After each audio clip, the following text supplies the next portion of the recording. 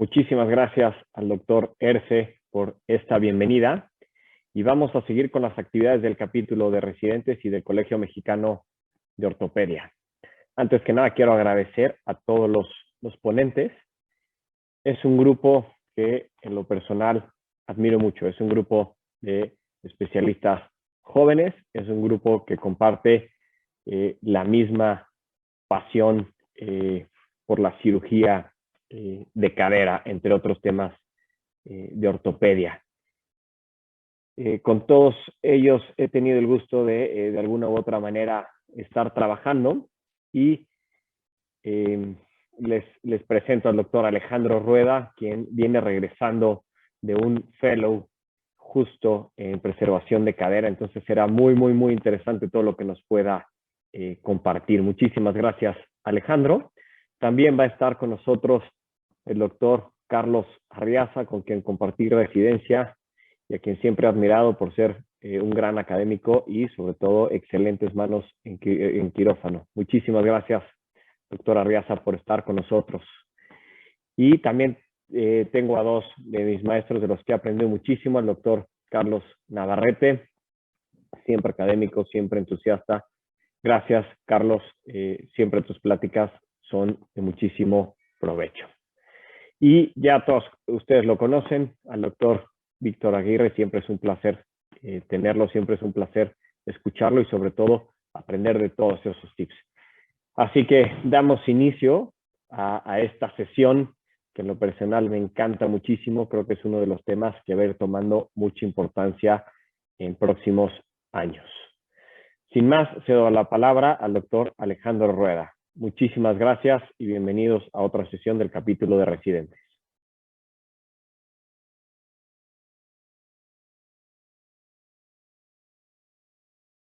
Hola, muy buenas noches. Soy el doctor Leo Alejandro Rueda Flores y es un gusto estar aquí con ustedes. Quiero agradecer al Colegio Mexicano de Ortopedia y al comité organizador de esta sesión. Esta noche les hablaré sobre la displasia limítrofe de cadera en adultos, específicamente su definición y diagnóstico. Esta entidad cobra relevancia debido a que afecta a gente joven y activa, causando incapacidad significativa en la vida diaria y que muchas veces su diagnóstico puede pasar desapercibido o se vuelve un reto. Entonces, ¿qué es la displasia limítrofe de cadera? Bueno, como bien sabemos, el doctor Gunnar Weaver en 1939 describió un ángulo que medía la cobertura lateral de la cabeza femoral en una radiografía AP y que sus valores normales van de 25 a 35 grados y que valores por debajo de 20 grados entran en la categoría de displasia. Pero ¿qué pasa cuando el ángulo medido está entre 20 y 25 grados? Pues bueno, ahí es cuando nos encontramos frente a un paciente con displasia limítrofe de la cadera. Incluso algunos autores mencionan valores tan bajos como 18 grados. Entonces, hasta aquí, pues bueno, suena relativamente sencillo identificarlo. Sin embargo, hay más que esto. Aproximadamente el 20% de la población general presenta datos radiológicos compatibles con displasia limítrofe de cadera, mientras que el 12.8% de los pacientes con sintomatología van a presentar esta patología. Es más frecuente en sexo femenino y la población más afectada son jóvenes con actividad deportiva, principalmente deportes que involucran rangos de movilidad en los extremos, como por ejemplo bailarinas de ballet, porteros de hockey, etc. ¿Qué sucede en la articulación al haber descobertura? Pues bueno, entonces un tamaño reducido y una oblicuidad aumentada de la superficie de carga en el acetábulo van a crear fuerzas cizallantes en la superficie articular. Esto nos va a ocasionar una sobrecarga en la región anterior y anterolateral del anillo acetabular, lo cual va a generar dolor, y cuando estas fuerzas sobrepasan los mecanismos compensadores a lo largo de la vida, pues bueno, vamos a tener dolor en la vida adulta y fatiga en la musculatura de abductores de la cadera, lo cual nos va a llevar a síntomas de inestabilidad, culminando con una falla gradual del cartílago articular y por último una osteoartritis crónica. Es importante realizar un buen interrogatorio en la consulta inicial y una exploración física detallada. Hay que investigar si hay antecedentes familiares de displasia de cadera. Por lo general, el paciente refiere un dolor profundo en la región inguinal o lateral con un inicio insidioso. Podemos encontrar claramente el signo de la C también, que nos lo pueden referir los pacientes. Y es importante observar alteraciones en la marcha, principalmente porque aproximadamente la mitad de estos pacientes pueden tener alteraciones de ello, como la marcha de Trendelenburg.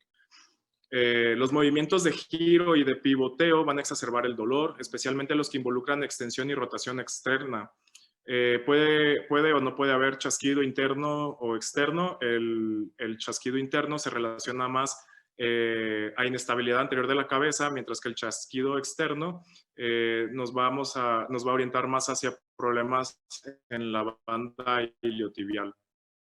Puede haber también dolor anterior, posterior o lateral. En cuanto al examen físico, pues bueno, es importante mantener una comunicación clara con él o la paciente, así como su acompañante, su familiar, para asegurar el profesionalismo y disminuir el riesgo de malinterpretación al momento de la exploración física, en especial durante la palpación.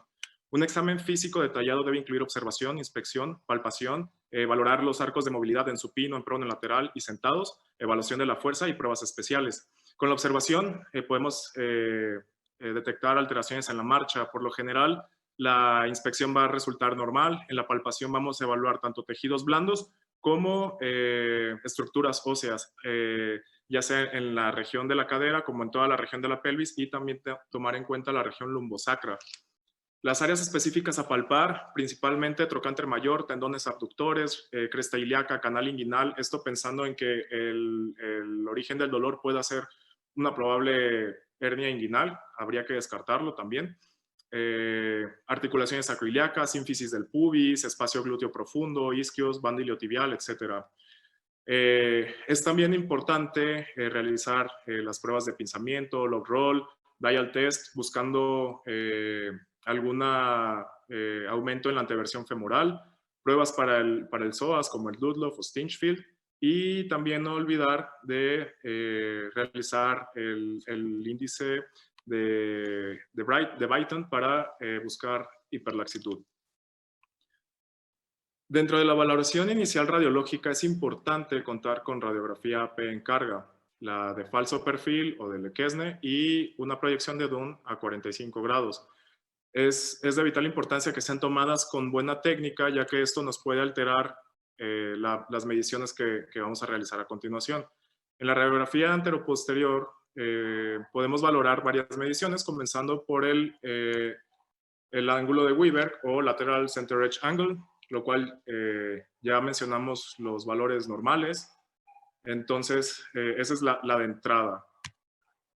También podemos observar en la AP el ángulo de Tonis, el cual, o índice acetabular, el cual evalúa la inclinación del techo acetabular, que es la superficie de carga, y se obtiene de la intersección entre una línea que va del borde medial al borde lateral de la ceja y una línea paralela al eje transverso de la pelvis.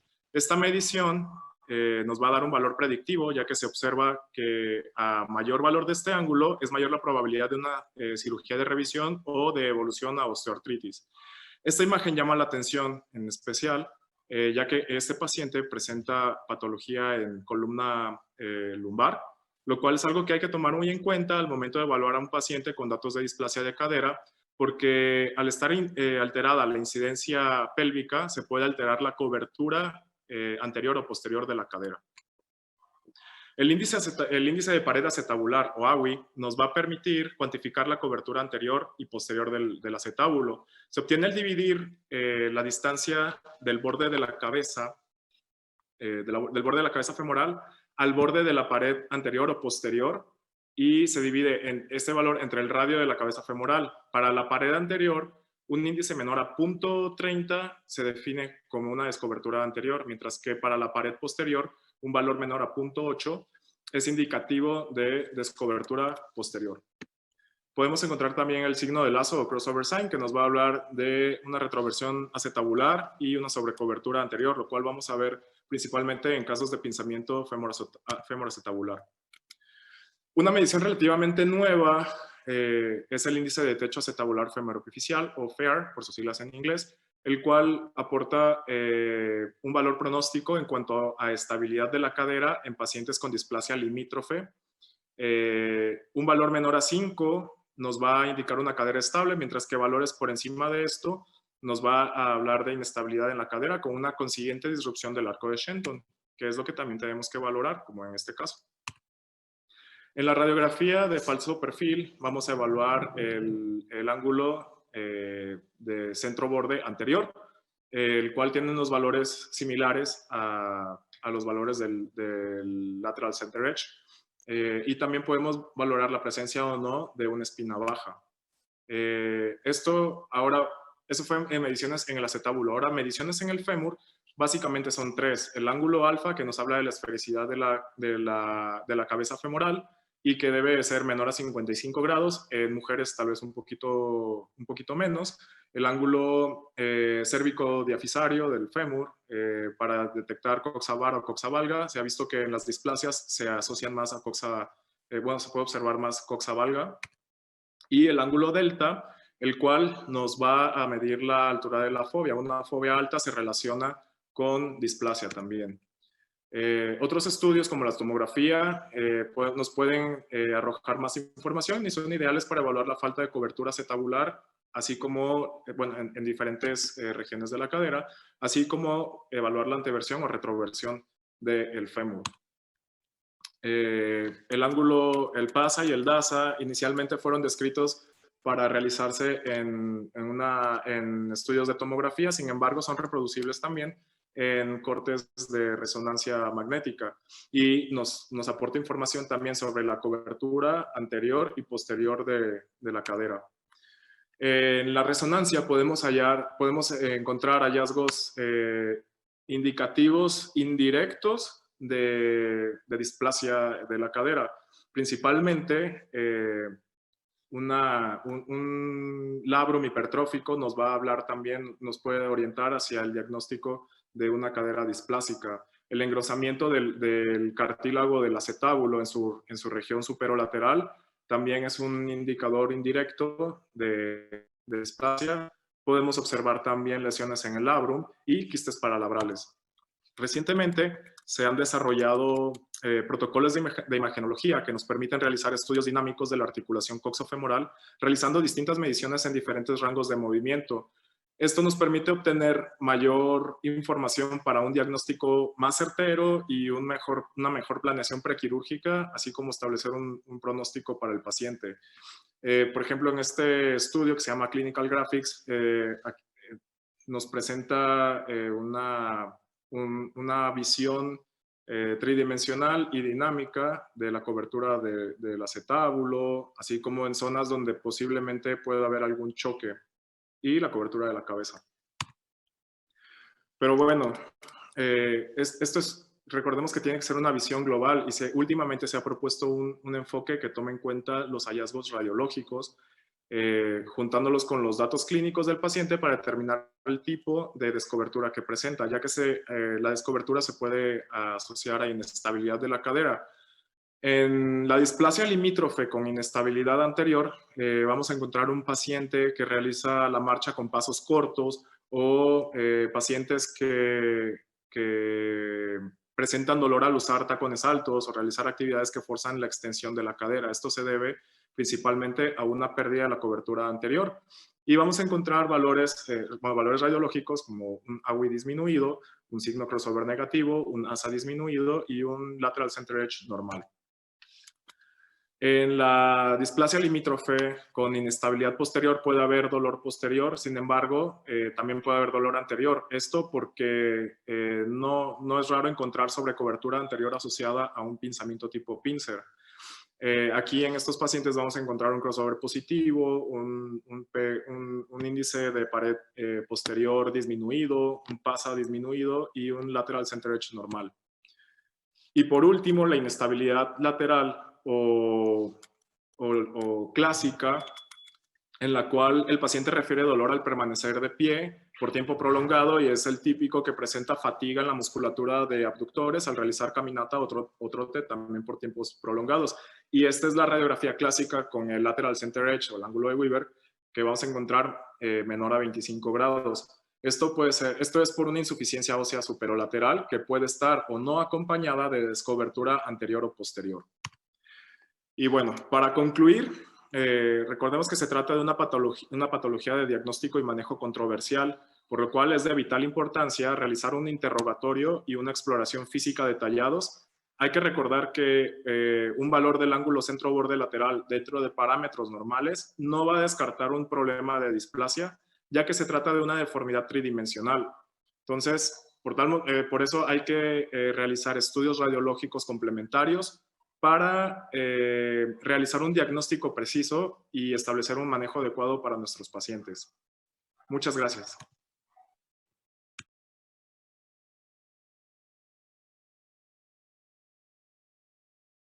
Hola, buenas noches a todos. Muchas gracias al Colegio Mexicano de Ortopedia y Traumatología por la invitación. Estamos tocando un tema que es todavía bastante controversial, sobre todo en cuanto al tratamiento. El título de mi plática es ¿Cuándo decidir por una osteotomía periacetabular y cuándo decidirse por una artroscopía? Si bien la mayoría de publicaciones se inclinan por la artroscopía, en hacerle una artroscopía a un paciente con displasia borderline, también hay controversias en ello con la gente que defiende la cirugía abierta como tratamiento definitivo. Entonces vamos a ver qué opciones tenemos. Conflictos de interés no tengo ninguno. El problema es básicamente que los pacientes con displasia de cadera tienen predisposición a estos tres tipos de lesiones dentro de la articulación. La principal, la lesión labral. La segunda, daño del cartílago, que puede llegar hasta un 39-40% en pacientes con displasia borderline versus 6% en pacientes que no lo tienen. Y riesgo también, por tanto, de osteoartrosis por estas lesiones previas mencionadas. Hay una prevalencia de lesión acetabular en hasta 87% de caderas displásicas sintomáticas, lo que traduce al final que la displasia de cadera sea severa, moderada o borderline, pues implica un riesgo mayor que la población general a tener degeneración articular. Previamente, en el pasado, teníamos una contraindicación de la artroscopía de cadera en pacientes que tienen displasia borderline. Estos son algunos de los resultados de estudios que, bueno, hablo del pasado, pero como ustedes ven las fechas, pues no son tan antiguos, en los cuales se somete al paciente a debridamiento, o a osteoplastia, o a reparación, o a extracción nada más de un labrum pues lesionado, con pobres tasas de resultados y rápida progresión a osteoartritis. Es por esto que en estas épocas más o menos se tenía un paciente de artroscopía, de displasia borderline y no se pensaba en hacer una artroscopía como tratamiento. Básicamente había una contraindicación. Sin embargo, con el avanzar de las publicaciones y sobre todo con una publicación insignia que es la de Thomas Byrne en el 2003, con un número de pacientes un poco más grande, de 48, y con un procedimiento diferente al solo desbridamiento del labrum al extraer lesiones condrales, pues tuvimos ya hallazgos de mejores resultados. Y así pues se fueron generando más publicaciones en las cuales no solo el paciente con lesión, con displasia de cadera borderline se sometía a procedimientos menores artroscópicos, sino a procedimientos un poco ya mayores, como por ejemplo reconstrucciones segmentarias o totales del labrum. Sin embargo, a pesar de ello, a pesar de tener varios estudios, tenemos que el 11% fracasan y tenemos una alta pérdida de pacientes en los seguimientos. Esto hace que sea controversial todavía el tratamiento, de que los defensores de la osteotomía periacetabular todavía promuevan esta técnica a pesar de ser abierta e invasiva. Entonces, la cirugía artroscópica, pues la aplicación principal está dada para el pinzamiento de cadera. Sin embargo, hay alguna opción en pacientes con displasia borderline. Este es un área gris que se encuentra todavía en discusión. Definitivamente la osteotomía periacetabular está indicada más que la artroscopía en pacientes que tienen displasia moderada o severa, pero la displasia borderline puede irse a uno de los dos lados. someterse al paciente a una reparación labral, a una osteoplastia, a una aplicatura capsular, o definitivamente entrar en una osteotomía periacetabular o combinada, ¿no? Como también hemos tenido casos nosotros. La pregunta es, por tanto, ¿cuándo indicamos la artroscopía? ¿Cuál es la indicación correcta de una artroscopía? Y para esto se debe conocer cuáles son los predictores de resultados clínicos pobres. Claro, si yo tengo un paciente con displasia borderline, debo saber si este paciente va a tener buen pronóstico o mal pronóstico a corto o largo plazo si yo le hago una artroscopía.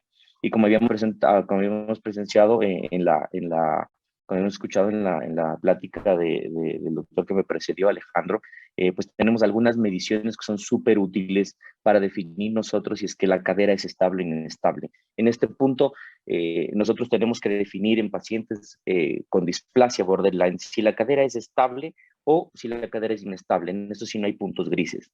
Si es que la cadera es estable, pues tenemos más opción de que el paciente se someta a una artroscopía de cadera como tratamiento definitivo. Y si es que la cadera definitivamente es inestable o tengo duda de su estabilidad, pues definitivamente el paciente tiene que someterse a una osteotomía periacetabular. Y para ello, pues nos ayudan todos estos marcadores que son muy útiles. Entre los más utilizados es el Lateral Center Edge Angle y el Fear Index, que actualmente son criterios que establecen la estabilidad o inestabilidad de estas caderas. Si tenemos pues un ángulo center edge menor a 18 o a 17, tenemos más riesgo de que esa cadera tenga inestabilidad. Si tenemos un Fear Index con un ángulo divergente hacia afuera, pues también tenemos más riesgo de que esa cadera tenga inestabilidad. Y el anterior center edge, que es también un criterio importante, sobre todo cuando es menor a 13 grados. Entonces, son parámetros que nos ayudan radiológicamente a establecer si la cadera es inestable o si la cadera es estable. Si la cadera es estable, pues se debe la patología o el dolor o los síntomas a un problema mecánico, generalmente tipo CAM en caderas con displasia borderline. Y si es que la cadera es inestable, pues hablamos ya de una patología que se liga mucho con la microinestabilidad o macroinestabilidad de la cadera.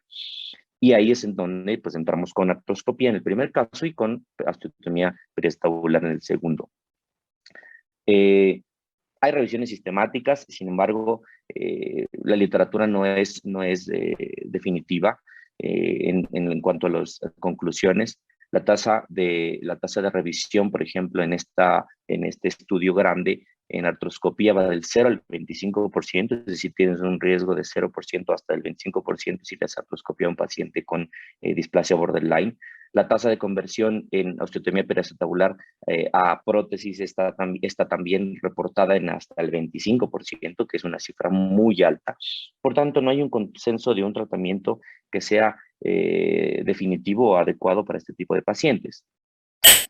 ¿Cuáles son, por tanto, los peores predictores cuando yo tengo un paciente con displasia borderline al cual le voy a hacer artroscopía? Son estos: disrupción del arco de Shenton, ángulo centro-borde menor a 17 grados, son pacientes que van peor; ángulo de cobertura en falso perfil, que es el ángulo en la proyección del Lequesne de 13 grados o menor; daño severo del cartílago, por supuesto, en cualquier paciente que se someta a una artroscopía de cadera y que no sea candidato precisamente a una cirugía de preservación, pues vamos a tener peor pronóstico; y un Fear Index divergente. Estos son los peores predictores de acuerdo con la literatura. Y esta es una lista que yo he hecho a lo largo de la práctica y cada vez pongo un criterio más. Creo que los últimos 3 los añadí en los últimos 3 meses. Y estos son los que tenemos que tener en cuenta para intervenir con artroscopía a un paciente con displasia borderline o no.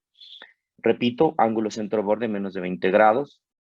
Es un mal criterio, por tanto, un paciente con más de 20 grados, pues es un paciente ideal. El ángulo en la proyección del Lequesne de cobertura anterior de más de 15 grados es un factor de buen pronóstico. Si el paciente no es obeso, si el paciente no tiene disrupción del arco de Shenton, si es que no tiene inestabilidad lateral, esto en la evaluación clínica con una maniobra de aprehensión de cadera. Si es que no tiene criterios de hiperlaxitud, los criterios que utilizo yo pues son los criterios de Beighton que todos conocemos: más de 4 paciente hiperlaxo, menos de 4 paciente no hiperlaxo. No evidencia de osteoartrosis, por supuesto. No evidencia de daño condral severo. No evidencia de quistes subcondrales grandes que traducen daño articular. No alteraciones asociadas, por ejemplo, historia de PERTES o deslizamiento epifisario. No coxavalga, ángulos de valgo de fémur de más de 140 son malos predictores. Pacientes menores de 40 años, pues les va mucho mejor si es que se hace una artroscopía versus una PAO, y no anteversión femoral. Esta es muy importante porque puedo tener yo una cadera que es estable, que tiene un ángulo de cobertura dentro de los parámetros de espera, pues aceptables. Sin embargo, es un fémur muy anteverso, puede ser un factor de mal pronóstico si es que solo hago artroscopía. Entonces, el que cumpla estos criterios es un paciente ideal para hacer artroscopía, y como ustedes ven, cada vez la lista es más larga, y eso nos señala que debemos ser muy cautos en las indicaciones cuando entramos a quirófano a hacer una artroscopía a un paciente con este tipo de patología. Con respecto a los ligamentos, pues es clarísimo que el ligamento iliofemoral es uno de los principales restrictores y por tanto principales estabilizadores de la cadera, y es uno de los que más seccionamos cuando hacemos un procedimiento artroscópico. Por tanto, el primer paso para reparar la cápsula es realizar una capsulotomía prolija, es decir, la idea al final cuando yo someto a un paciente de estos a una artroscopía de cadera debe ser conservar o reparar o picar este ligamento, que es el principal restrictor. Hay varias técnicas de capsulotomía. Yo la que prefiero es la técnica dentro-fuera, que es una técnica bastante limitada en cuanto a la incisión dentro de la articulación, y me permite exactamente ver cuánta cápsula me voy a llevar, en qué sitio estoy incidiendo de la articulación, qué tanto estoy comprometiendo el ligamento iliofemoral, y esa capsulotomía prolija es la que me permite al final realizar una buena aplicatura. Como les decía, hay otras técnicas de entrada a la cadera que ya va a explicar mucho mejor Carlos Arriaza. La capsulotomía dentro-fuera, perdón, fuera-dentro, que es la que estamos viendo ahora, es una capsulotomía que es muy invasiva y que yo contraindicaría en pacientes en los que se va a hacer artroscopía y que tienen displasia borderline. Por esto, porque hay muchos casos publicados de luxación iatrogénica. Precisamente los casos publicados de luxación iatrogénica después de una artroscopía de cadera corresponden en su mayoría a casos que tenían displasia borderline. Aquí podemos ver un ejemplo en el preoperatorio de un paciente con displasia borderline y en el postoperatorio pues con luxación de cadera. La estrategia quirúrgica se reduce básicamente a eso, a proteger la cápsula, a reparar el labrum, no sacarlo o debridarlo, no fresar el reborde porque pues es el que me contiene, es la estructura ósea que contiene mejor la cabeza femoral. Se debe hablar un pinzamiento dinámico o realizar osteoplastia, ese es el tratamiento artroscópico en este tipo de pacientes, y no hacer una capsulectomía, y siempre reparar la cápsula. Nosotros estamos haciendo cirugía combinada en nuestro grupo. Tenemos varias ventajas al hacer la cirugía combinada. Hay un mal pronóstico de la osteotomía sola con lesiones labrales concomitantes, es decir, paciente que tiene lesiones labrales grandes y que yo le hago solo una osteotomía periostabular, pues tengo peor pronóstico así que si le hago a ese paciente, además, una artroscopía. Permite, por tanto, la artroscopía corregir en estos pacientes la patología articular. Sin embargo, hay estudios en curso que tienen que demostrar a largo plazo si es que la cirugía combinada PAO más artroscopía pues es mejor que hacer solo PAO en determinados pacientes o solo artroscopía en determinados pacientes. Tenemos ventajas y desventajas de hacer esta cirugía combinada. Acá tenemos un caso que hicimos recién en el cual nosotros sometimos a esta paciente con displasia borderline a una artroscopía combinada con una osteotomía periacetabular, en la cual definitivamente decidimos hacer la artroscopía por las lesiones que veíamos en la resonancia.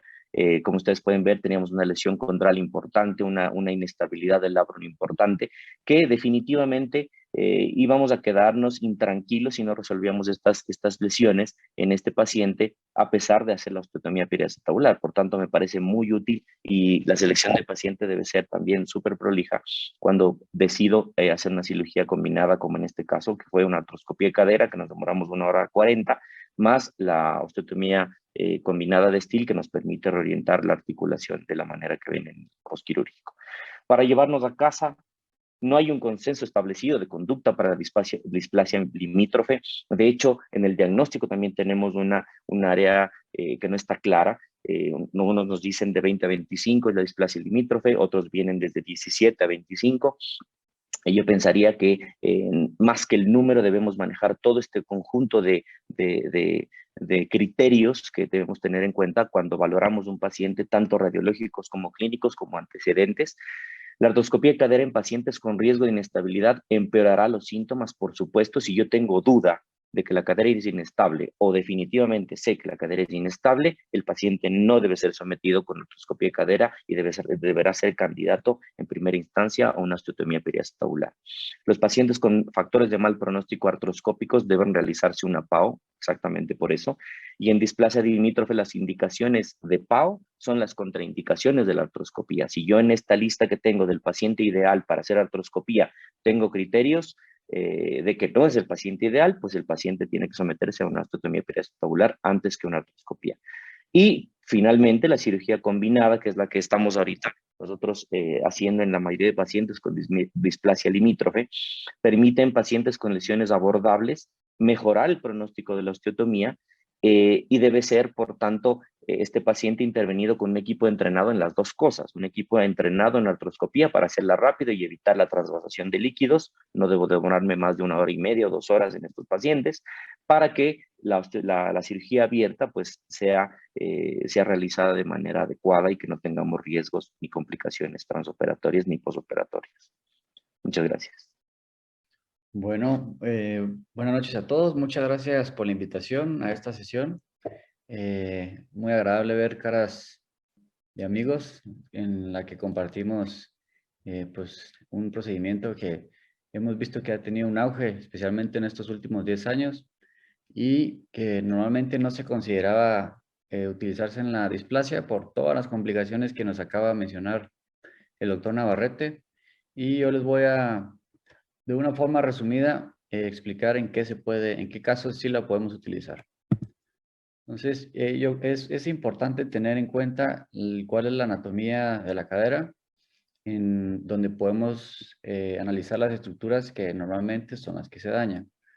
Está el cartílago articular, que vamos a tenerlo en la cabeza y en el fondo del acetábulo, lo que es el ligamento redondo, lo que es el labrum, que es un fibrocartílago, y la cápsula articular.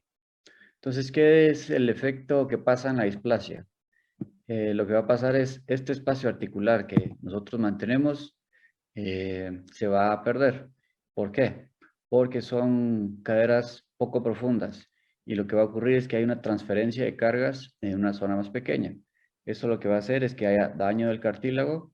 Como pueden ver, el labrum suelen ser grandes y no solo tienen función de un sello labral, sino que van a también tener función como de soporte. Por eso es de que normalmente en las artroscopías suelen ser labrums hipertrofiados. El ligamento redondo, cada vez se está estudiando más esta estructura. Normalmente se suele estirar y se suele romper, ya que la cabeza se tiende a ir hacia superior y se puede subluxar. Y tienden a ser pacientes también que son laxos. Entonces, en ese caso, pues ya hay que cuidar lo que es la cápsula. Entonces, algo que tienen que tener claro es que la displasia de cadera no da dolor. Lo que da dolor es las estructuras que están lesionadas secundarios a esta condición morfológica que hace más vulnerable la cadera. Y son todas las estructuras que acaban de mencionar y que les acabo de mencionar. Entonces, ya una vez teniendo una cadera bien seleccionada, aparte y haber identificado cuáles son las lesiones de tejidos blandos que están lesionadas, siempre hay que medir la falta de cobertura o lo que es la estructura ósea, que nos dejó bien claro el doctor Rueda, que hay que medirlo y tenemos que tener en cuenta que lo que es la cadera limítrofe para tener una definición es de 20 a 25. Yo creo que esto es una medición segura para ya poder elegir este tipo de pacientes. Siempre medir si es una cadera congruente, medir el espacio articular y importante, que no esté roto la línea de Shenton, como ya mencionaron, ya que si no, pues ya es una cadera no congruente que va a tender a fallar. Ya teniendo su cadera seleccionada, ya le pueden ponerse el astroscopio.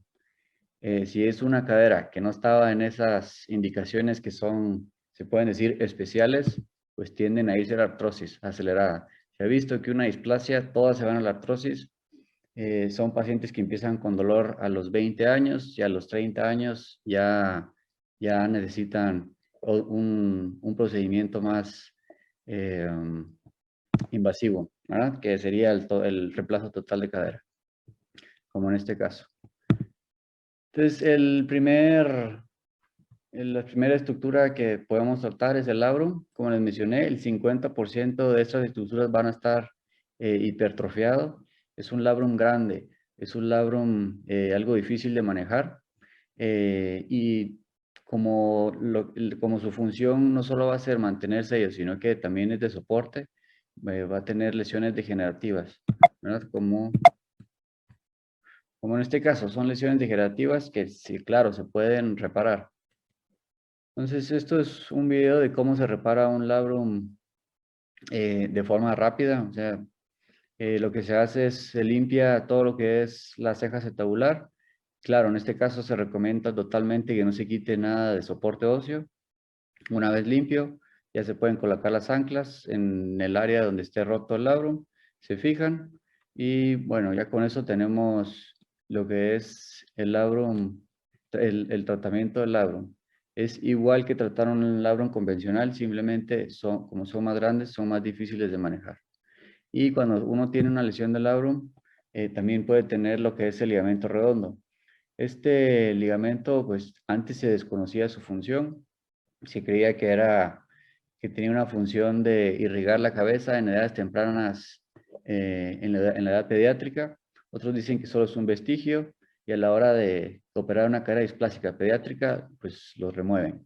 Pero ya se han dado cuenta que tiene no solo propiedades biomecánicas, sino que propiedades de propiocepción, como se han estudiado en el ligamento cruzado. Esto es varias imágenes de lo que es el ligamento redondo. La primera es un ligamento redondo normal. La segunda ya sería un ligamento redondo que empiezan como a descascararse, ¿sí? Luego están los ligamentos que están parcialmente rotos, que esto ya pueden generar no solo una sensación como de cuerpo extraño, sino que también inestabilidad. Y la última que sería pues una ruptura completa. Normalmente lo que se hace en este caso es debridar el ligamento redondo cuando simplemente están produciendo un efecto ahí de cuerpo. Pero últimamente ya se han descrito lo que son las técnicas para la reconstrucción del ligamento redondo. Estas son muy recientes, son muy demandantes, se necesita bastante experiencia para hacerlas. Y lo que se hace es, se necesita una guía especial para que esta guía esté dirigida a lo que es la fobia capitis de la cabeza femoral y para que salga en un lugar adecuado. Se pasa lo que es el perforador y se sale en el área adecuada y como si fuera, y luego normalmente se posiciona lo que es la cadera a unos 15 grados de rotación interna y 15 grados de abducción. Normalmente esa es la zona ideal para colocar y como se fija es ya sea con un ancla o como lo hacen en este caso con un botón.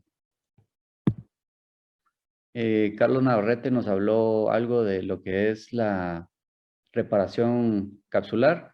En este caso, para hacer una artroscopía de cadera, siempre uno tiene que hacer una capsulotomía, independiente de cómo la haga, pero ya está totalmente demostrado que se tiene que reparar para evitar inestabilidades. Pero en el caso de displasias, existe también la aplicatura. La aplicatura simplemente es esta capsulotomía, se tiene que embricar. Se puede hacer solo afrontar o si no, también se puede hacer de forma oblicua para que haya un refuerzo ahí con las fibras, siguiendo las fibras del ligamento iliofemoral. Además están las lesiones condrales. El 81% de las lesiones condrales van a ser anteriores, que es la zona donde está la falta de cobertura, y en la zona de la unión condrolabral. Pueden ser de varios tipos. En este caso, cuando solo es una delaminación, se pueden reparar.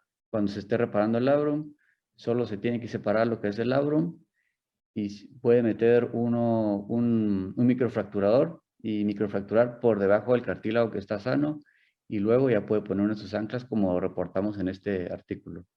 Si no, de la forma más convencional se pueden hacer condroplastías, limpiar lo que es el cartílago que no esté sano, dejar bordes libres, hacer microfracturas para generar alguna especie de cartílago en cicatriz, que sería el fibrocartílago, o colocar membranas. Por último, el pinzamiento. El pinzamiento, las caderas displásicas tienden a tener, son cabezas que no son esféricas, por lo que tienen un efecto de pinzamiento tipo CAM. Se ha visto que hasta el 42% tienen esta forma de cabezas irregulares, y se suele tratar de una forma convencional, que lo que hace es resecar el efecto de pinzamiento, y una vez estando ahí en el tiempo quirúrgico, verificar que el pinzamiento se haya quitado. Bueno, como conclusiones, la artroscopía de cadera es segura, pero tiene que tener, en este caso, unas indicaciones bastante específicas, y ya lo mencionaron, pero vale la pena repetirlo. ¿Qué tenemos que evitar? ¿Quiénes son los malos candidatos? Los que tengan una cobertura menor de 20 grados, que no sean congruentes. Si tienen un Shenton roto es porque no son congruentes, y que sean coxas valgas, ¿verdad? Definitivamente la artroscopía de cadera en la displasia está recomendada en limítrofes. Media vez, ya sean displasias que sean moderadas o severas, se recomienda considerar siempre primero una PAO y verificar si vale la pena, si hay lesiones, tejidos blandos asociadas, entrar con una artroscopía. Gracias.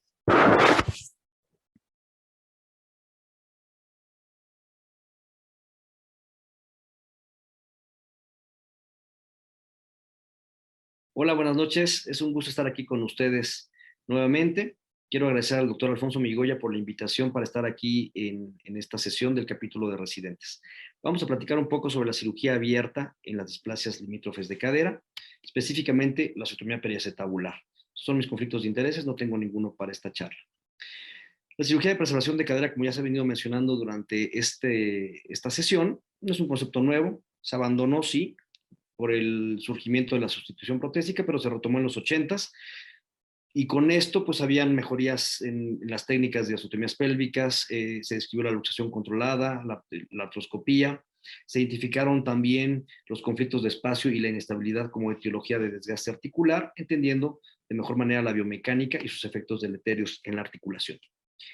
La cirugía de preservación de cadera engloba varios procedimientos quirúrgicos que todos ellos tienen como objetivo evitar la progresión de la osteoartritis, preservar la función normal de la articulación y retrasar la necesidad de una cirugía de sustitución protésica.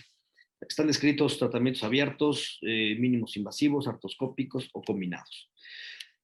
La PAO en específico se describió a finales de los 80 por el profesor Reinhold Ganz. Tiene como características que es una sola incisión, mantiene la columna posterior, lo cual permite un apoyo temprano para el paciente. Es una osteotomía autoestable porque es poligonal y requiere mínima osteosíntesis para su fijación, lo cual resulta en un gesto económico. Preserva la irrigación acetabular con una consolidación relativamente rápida y permite también una reorientación multiplanar. Con respecto a la reorientación multiplanar, pues bueno, podemos corregir displasias, corregir problemas de retroversión acetabular, protrusiones o algunas deformidades traumáticas que también está descrito.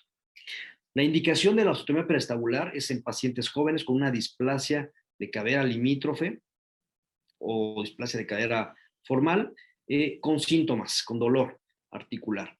Que tenga el paciente madurez esquelética, es decir, cierre del cartílago trirradiado. Yo les diría a partir de los 18 años hasta los 40, más o menos.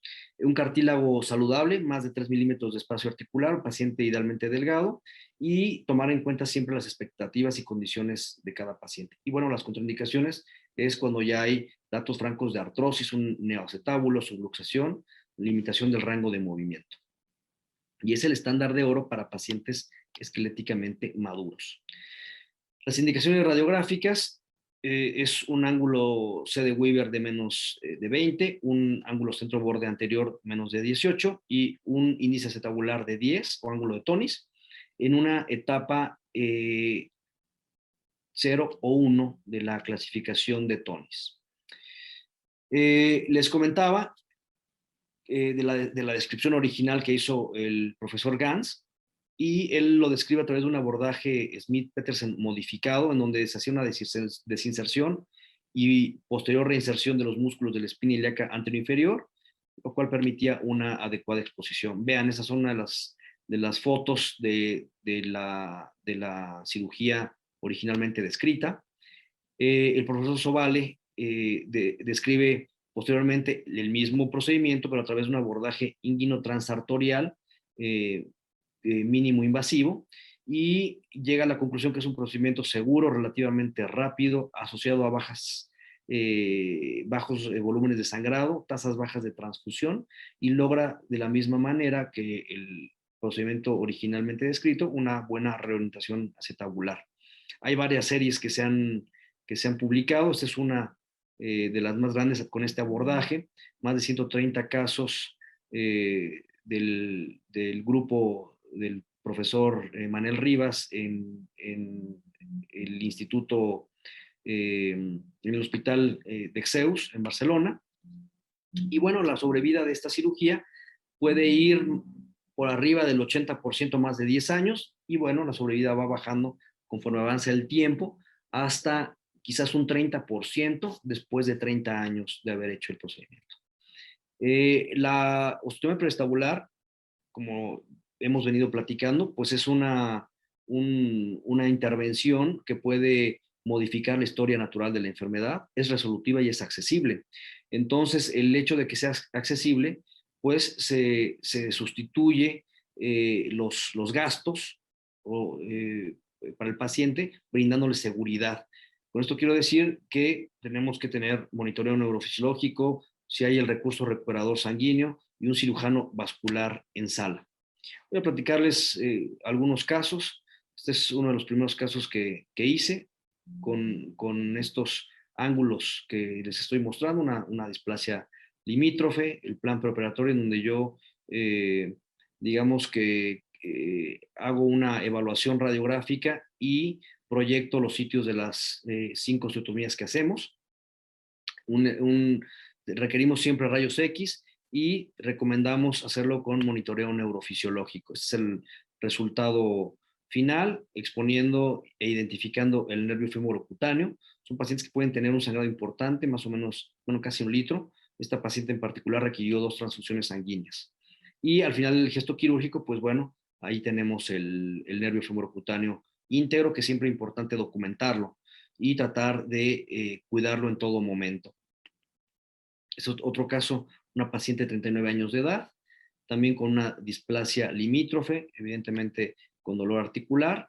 Hacemos el monitoreo neurofisiológico, identificamos el nervio femorocutáneo. Vean cómo es un abordaje de menos de 10 centímetros, quizás de 8, 7 centímetros, a nivel de el pliegue inguinal. Entonces, esto le permite que sea bastante estético. Aquí está el monitoreo. Vamos haciendo siempre con cada corte evaluación neurológica para ver que todo esté bien.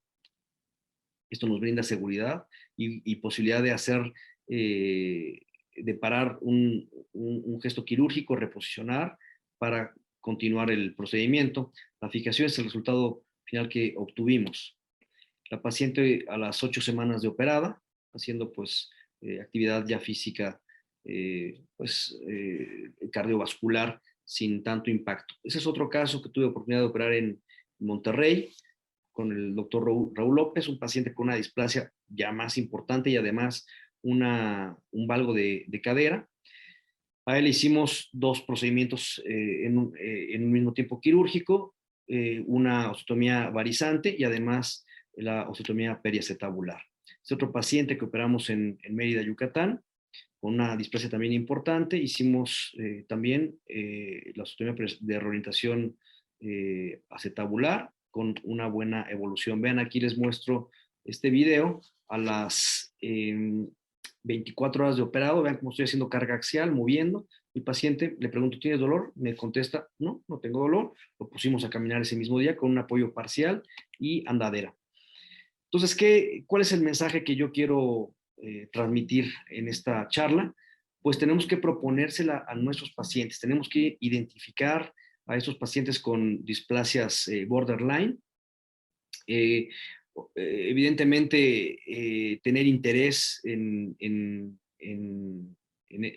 estas patologías, saber que hay alternativas de tratamiento.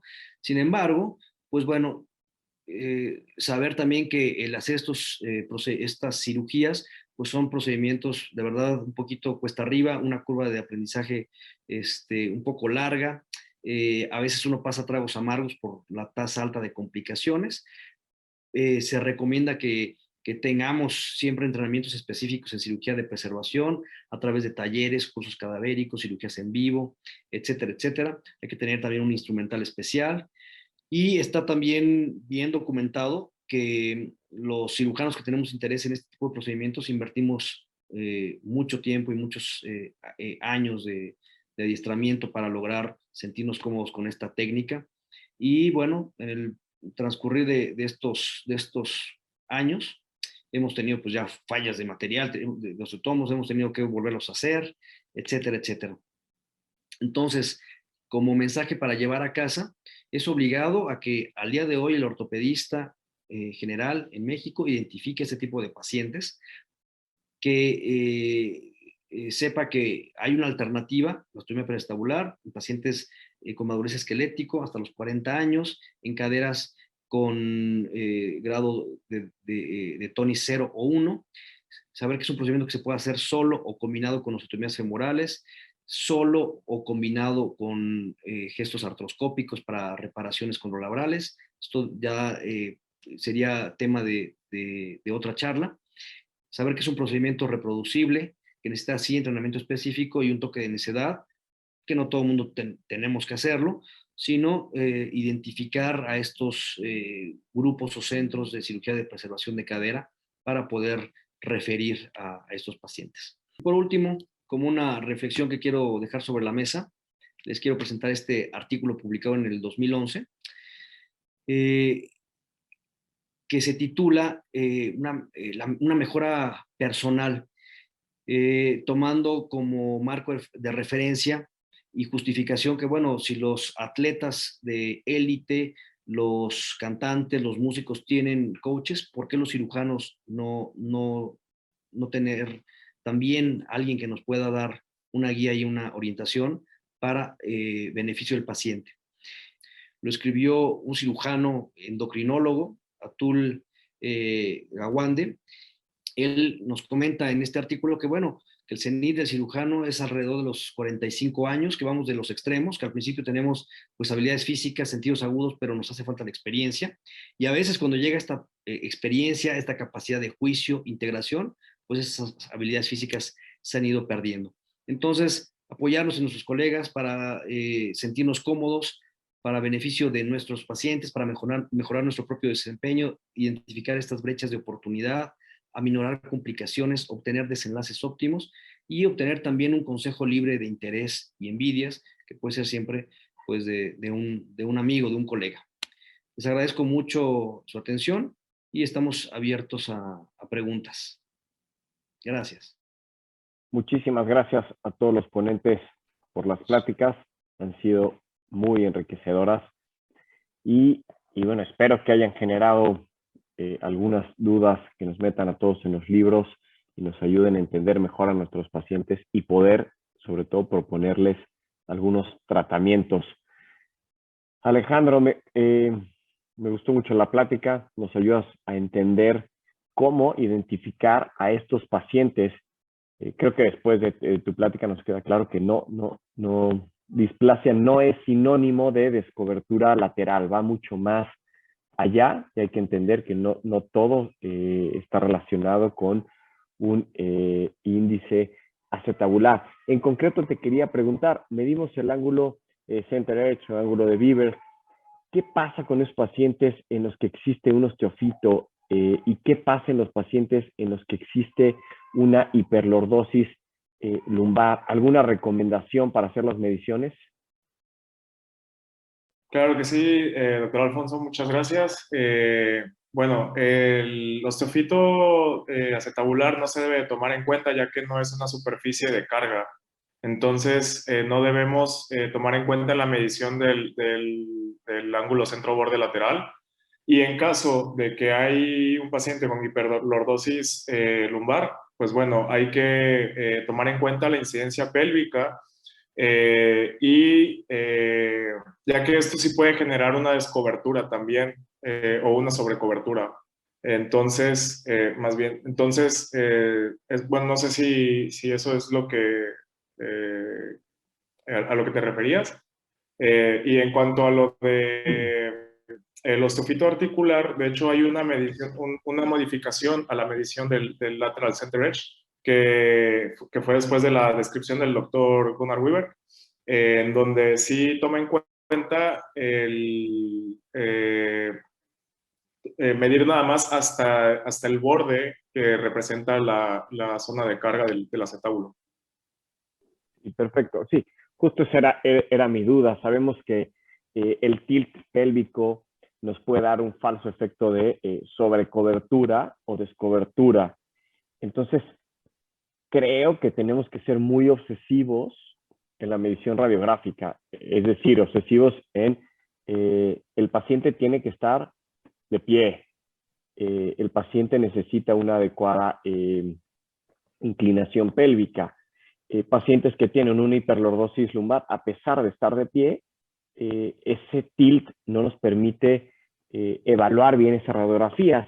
Y quizá, por ejemplo, aquí le preguntaría al doctor Navarrete si un paciente que tiene un hiperlordosis lumbar, te saltarías directo a un TAC. Y también, Alex, puedes contestar, pero bueno, para escuchar también todos los puntos de vista.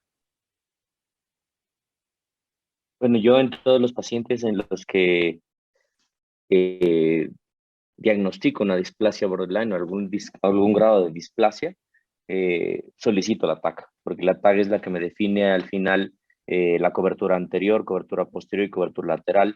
De hecho, hay algunos ángulos del DASA y el PASA, las mismas siglas que utilizamos en el diagnóstico de alus valgus, los tenemos en la cadera, que son mediciones anteriores y posteriores.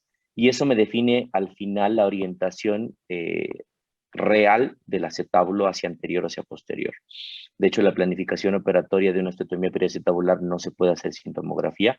Es un examen mandatorio en un paciente en el cual yo tengo la duda, peor el diagnóstico ya, de una displasia de cadera. Casi que me ganas la siguiente pregunta, porque la verdad es que yo soy un fanático de cómo el doctor Aguirre hace las planeaciones preoperatorias, y sé que no se puede hacer una buena planeación preoperatoria si no se hace un adecuado abordaje diagnóstico. Víctor, ¿crees que esté justificado ante la sospecha de un paciente con una displasia borderline o limítrofe hacer un abordaje diagnóstico extendido? ¿Qué me refiero con un abordaje diagnóstico extendido? Radiografías en proyección AP, proyección de pie, proyección de Lequesne, proyección de Dunn, tomografía y aquí meto una más. Hablamos ya de la clasificación de Tonis para ver algunos grados de artrosis, pero sabemos que una resonancia nos ayudaría mucho más. ¿Está justificado hacer el paquete de los 3 estudios de imagen en estos pacientes? Bueno, yo voy a disentir un poquito con Carlos Navarrete, en el sentido de que yo no pido tomografía siempre. Yo prefiero, con respecto a la radiografía, siempre pido el protocolo completo. Una P de pelvis en bipedestación justamente para ver este tilde de inclinación, que me puede dar, por ejemplo, al ser esto también una patología dinámica, paciente con una gifosis o una rigidez en columna lumbar puede dar ciertos sitios de descobertura. Entonces, tiene que ser en bipedestación, y aquí mucha gente comete estos pues detalles que pueden dejar pasar ahí estos diagnósticos. que requieren pues ser meticulosos. Y obviamente complementarlos con las proyecciones de Lequesne, la proyección de Dune, porque como también mencionaron en las charlas, muy buenas charlas todas, por cierto, se puede acompañar la displasia con también problemas de pinzamiento. Entonces, si uno tiene un paciente con una displasia limítrofe y está indicada la artroscopía, pues entrar y hacer las remodelaciones correspondientes. Pero lo que sí creo que es muy importante, yo lo solicito, eso sí lo solicito, la resonancia magnética, porque con la resonancia magnética puedo hacer todas estas mediciones también que comentamos ahora, y además me permite evaluar la calidad del cartílago, ver si es un cartílago viable, ver si no está en una etapa ya de condrolisis, en donde pues podamos ya identificar pues que el pronóstico no va a ser el mejor. Yo he tenido casos, tuve un caso la semana pasada, una paciente que era limítrofe en todos los sentidos, tenía 45 años, tenía un índice de masa corporal, no les miento, pesaba más de 100 kilos, 110 kilos, una obesidad brutal, un índice de masa como de 40, le pido la resonancia y tenía ya estos daños condrales. Entonces, mejor el manejo conservador, infiltras, haces algunas cosas de estas y esperas a que le llegue la artrosis. Entonces, esa fue, digamos, mi conducta en ese sentido. Entonces, creo que no está, o sea, si el paciente tiene el recurso, tenemos que, de todos modos, cuidar estos gastos para los pacientes, ¿no?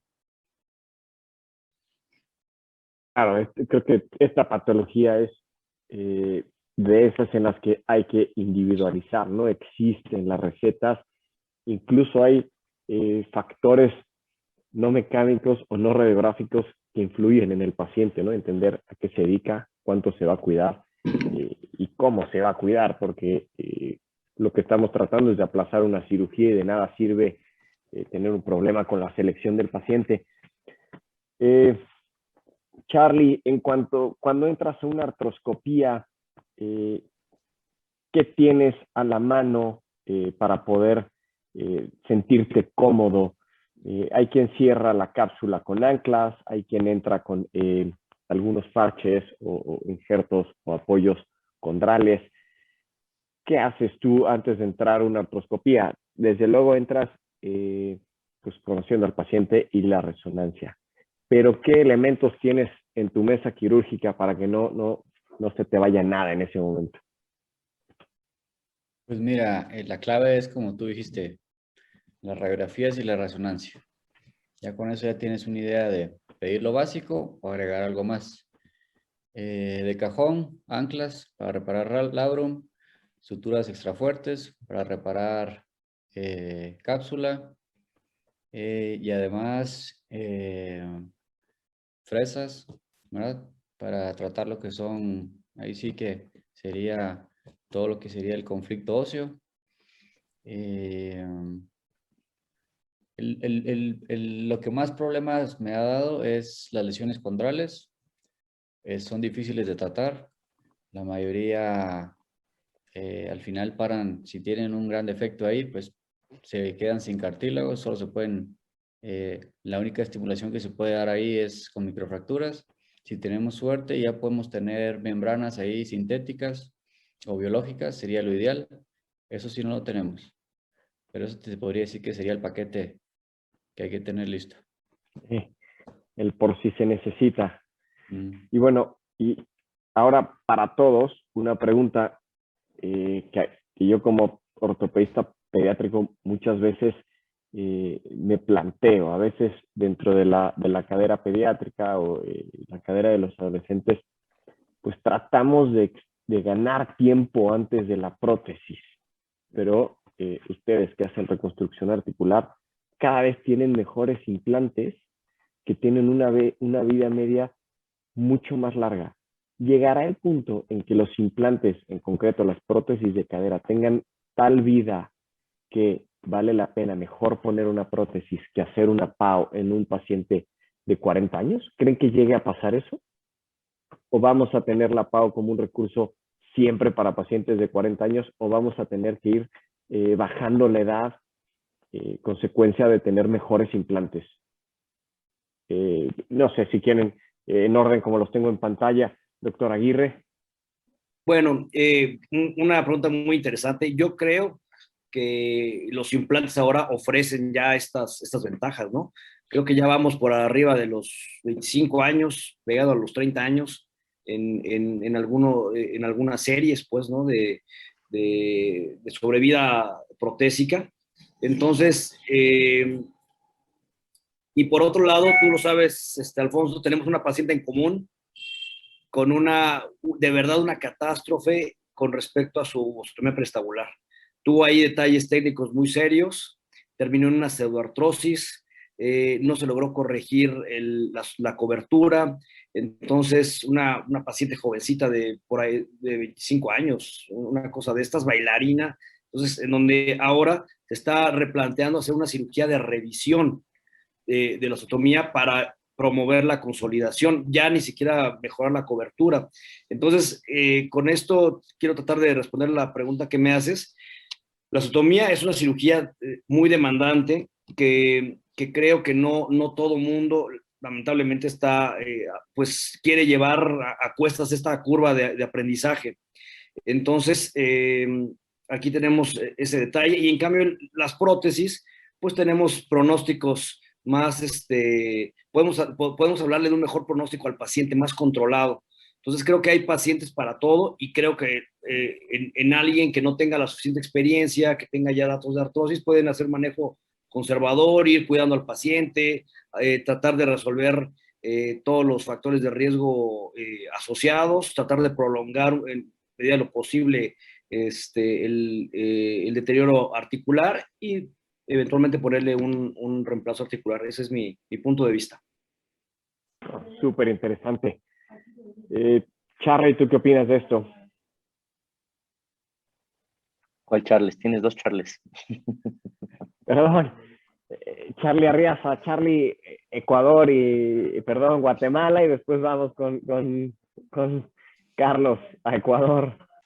Sin duda, seguro algún día tendremos ese implante, ese que dure para siempre, digamos, pero todavía no estamos ahí.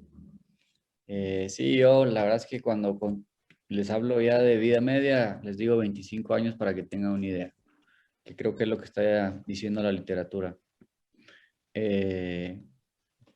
Por eso ahorita creo que hay que tomar más en consideración lo que es la osteotomía, porque veo que sí da, con solo tratar tejidos blandos no vamos a llegar, no vamos a prolongar tanto esa cadera. Un paciente displásico sí está condenado a que tenga una artrosis temprana. Entonces, sí, es una cirugía que de plano tiene que ser un manejo integral. Si se toma a un paciente desde una edad temprana, así que súper recomendado. Perfecto. Y ahora sí, hasta Ecuador. Bueno, a ver, aquí dos ideas. Yo pienso que los implantes, por maravillosos que sean, jamás van a reemplazar una cadera nativa. Si un paciente de 40 años jugaba fútbol hace 5 años y quiere seguir jugando fútbol y se limitó por el dolor y quiere retomar su actividad deportiva, la mejor opción no es una prótesis, la mejor opción es preservar su cadera y para eso hay pues un sinnúmero de procedimientos. Si bien estoy súper de acuerdo con el doctor Aguirre en que cada procedimiento es demandante y cada procedimiento merita una curva de aprendizaje. De hecho, una cirugía, por ejemplo, artroscópica de cadera es mucho más demandante en un paciente con displasia porque tienes que de entrada cuidar la cápsula, tienes que de entrada reparar el labrum sin evertirlo, tienes que orientar las anclas de manera que no impliques compromiso articular en un acetábulo plano, tienes menos estoga afuera. Entonces, todas las cirugías, incluso la prótesis también tiene que ser bien puesta en un paciente, entre más joven sea, pues mucho más detalles técnicos debemos tener. Entonces, los cirujanos de cadera debemos estar entrenados para resolver pues lo que nos toque resolver en ese momento. Claro, el equipo debe ser multidisciplinario. Yo, por ejemplo, en mi grupo, yo me dedico a hacer artroscopía de cadera. Tengo el cirujano de osteotomía periacetabular, que está mucho más entrenado en ello y que hace mucho más que yo. Yo haré tres al año, por ejemplo, artroscopias de cadera, probablemente pase de las 90 o 100 en este momento.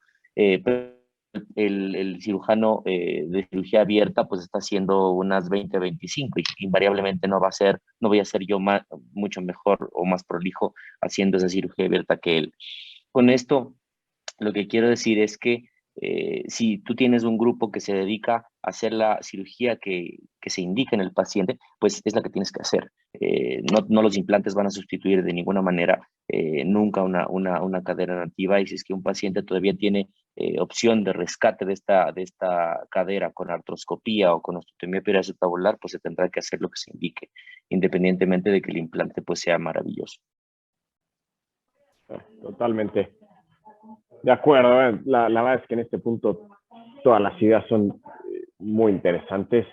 Vale la pena escucharlas porque cuando tenemos uno de estos pacientes, lo primero que pensamos. Alex, ¿tú qué opinas de esto? Los nuevos pares, cerámica, van a durar mucho más y nos van a ir comiendo terreno en edad. Pues yo creo que sí, o sea, los implantes cada vez van a ir mejorando y va a llegar el momento en que no va a haber necesidad de hacer ningún recambio si es que tenemos la suerte. Sin embargo, hoy por hoy podemos ver que la articulación original para el paciente va a representar lo mejor hasta el momento y es lo mejor tratar de preservarla lo más posible, pero no sacrificando tampoco la calidad de vida del paciente. Entonces, si vemos que el paciente ya está teniendo muchas dificultades para hacer sus actividades diarias a causa del dolor, que ya está perdiendo calidad de vida por ello, pues tampoco tratar de forzarla y llevar o hacer procedimientos que tal vez no van a darle un pronóstico a largo o no le van a comprar tanto tiempo. Mejor ponerle un implante ya que le pueda resolver el problema y le permita hacer las actividades que le gusta hacer. Perfecto. Alfonso, si me permites ¿Sí? hacer un comentario. Claro, Estoy 100%. totalmente de acuerdo con Carlos Navarrete, en el sentido de que cuando uno finalmente decide hacer una artroplastia en un paciente joven, uno tiene que ser más acucioso todavía, más preciso, más exacto en la colocación de los implantes para tratar de llevar al máximo la sobrevida. Y sabemos que pacientes jóvenes y muy jóvenes por debajo de 30 años, las sobrevidas no son las mismas que con pacientes por arriba de los 55, 60 años, que pueden ser incluso de 15 años, de 90%, etcétera. Entonces, eso por un lado. Por otro lado, con respecto al par y a la tribología, la cerámica que parece, pues, que es un par, pues, muy, digamos que el mejor par articular, ¿no? Con mayor resistencia, sobrevida, etcétera, etcétera. Pues tenemos también la limitante de que no tenemos cejas de compensación. Entonces tenemos que ser más precisos todavía para evitar pues estos problemas de inestabilidad, etcétera. Entonces, eso lo quiero dejar también ahí sobre la mesa, ¿no? Las exigencias en un paciente joven. Claro, estoy totalmente de acuerdo. Apenas la semana pasada hicimos una osteotomía de Dunn en un paciente con secuelas de epifisiolistesis, 14 años, y el hacer las cosas perfecto porque sabes que no puedes fallar en ese paciente o que la edad no te va a permitir fallar. Y siempre te pasa por la cabeza, ok, y si ese paciente necesita una prótesis a los 25 años, ¿cuál va a ser el par ideal? Sin que yo sea un experto en prótesis ni mucho menos, entiendo que el cerámica es un par que te exige ser casi perfecto, no te permite dejar la copa en una mala posición porque entras en riesgo o de fractura o de luxación, y una luxación o una fractura en un paciente de 25 años es un paciente que nadie quiere tener en su consulta. Entonces, creo que comparto que pacientes jóvenes exigen procedimientos perfectos, exigen al cirujano, y ahí es donde realmente el cirujano se prueba, ¿no? Donde realmente ve por cuánto tiempo pudo darle una mejor calidad de vida a su paciente. No todo está, por supuesto, en las manos y en el paciente, pero de verdad es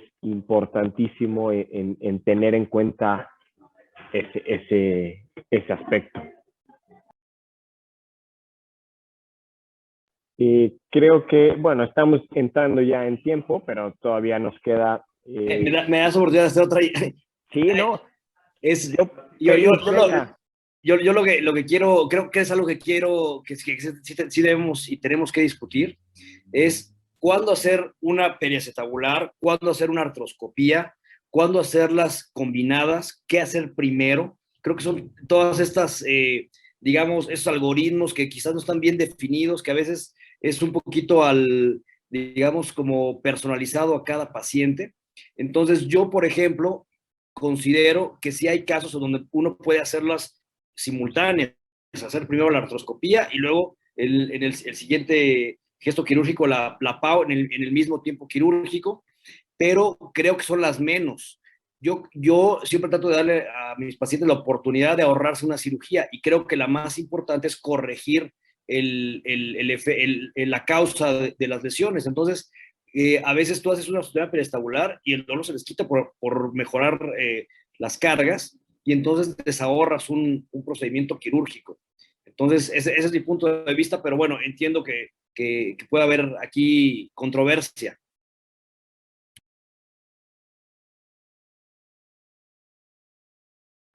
Un poco lo que entiendo a favor de las PAOs es que con la PAO cambias la historia natural de la enfermedad, con la artroscopía corriges lo que está lesionado. Entonces la idea es entender, quiero corregir un problema, pero quiero evitar que vuelva a pasar. Entonces, aquí yo sin ser experto en esto, sí, casi que los dejo discutir a Carlos y a Alejandro, a ver qué opinan un poquito más. Yo desde el punto de vista de ortopedia pediátrico, ser muy agresivo y sí quitar el problema de raíz. Pero a ver, desde el punto de vista artroscópico, ¿qué opinan?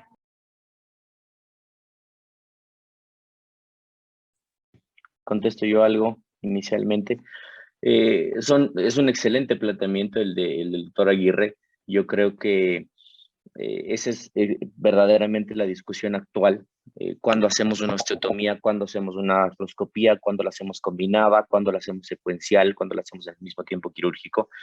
Y precisamente es una decisión de detalle. Y como es una decisión de detalle, por eso es que vuelvo al tema de que los estudios deben ser completos.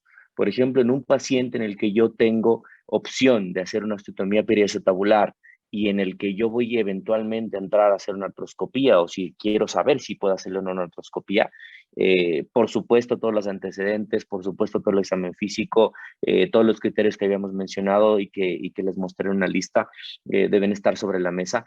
Pero también los estudios complementarios son trascendentales. Entonces, en mi caso, ¿cuál es nuestro protocolo? Toda la serie gráfica que ustedes han mencionado, perfecta, en la que yo pueda ver la incidencia o la relación de congruencia entre la cabeza femoral y el acetábulo.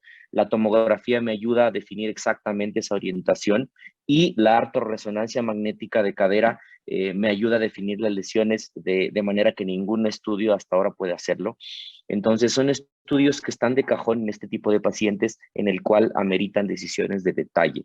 Si yo tengo, por ejemplo, un paciente que tiene lesiones condrales reparables, lesiones del labrum importantes que son subsidiarias de un tratamiento artroscópico y adicionalmente a ello el paciente tiene criterios para no ser tratado solo con artroscopía como los que mencionamos en la presentación, pues es un paciente que tiene que someterse a una cirugía secuencial o simultánea dependiendo del entrenamiento que tengan los cirujanos que vayan a intervenirlo. En mi caso, por ejemplo, yo puedo entrar a una artroscopía de cadera ya con la curva de aprendizaje, hacer una resolución rápida. Rápida me refiero a 1h15, 1h30, en la cual reparamos lesiones condrales, eventualmente pondremos algún parche si es que se necesita. El que estamos utilizando es un parche de ácido hialurónico con células madre. Eventualmente haremos microfracturas y reparación del labrum, que es lo que se realiza en la mayoría de estos pacientes, implicadura capsular en un tiempo prudente de 1 hora 15, 1 hora 20, y después el cirujano de cirugía abierta pues se dedica a su osteotomía periostabular, en la cual se demorará otras 2 horas, ¿no? Que es lo que más hacemos en pacientes en los que sí ameritan una resolución artroscópica. Cuando el paciente no, cuando se encaja en el paciente que solo necesita una osteotomía periostabular sola y no una artroscopía, en la cual es el paciente en el cual tenemos dolor, pero que no tenemos lesiones subsidiarias de un tratamiento artroscópico, es decir, una lesión parcial del labrum, una lesión pequeña del labrum, 0 lesiones condrales o edema condral o lesión condral grado 1 en el borde superolateral o anterior, que es la mayoría de lesiones condrales de este tipo de pacientes borderline, y se hará solamente una osteotomía para cambiar el curso de la enfermedad. Yo pienso que a la larga, dada la curva de aprendizaje de los cirujanos, la reducción de tiempos quirúrgicos y las opciones de estudios de detalle nos definirán entrar en el tema de hacer más cirugías a los pacientes en menos tiempo y, por tanto, mejorar el pronóstico de la primera y de la segunda cirugía. Una osteotomía periostabular, por ejemplo, con una lesión condral de 15x15 en la zona de carga, eventualmente le mejoraré el pronóstico si yo entro previamente a hacer una artroscopía rápida en la cual solucione la lesión del labrum y esa lesión condral, ¿no? Entonces, por eso es que la cirugía combinada para mí tiene que promoverse al final en la mayoría de pacientes, siempre y cuando pues no haya contraindicaciones.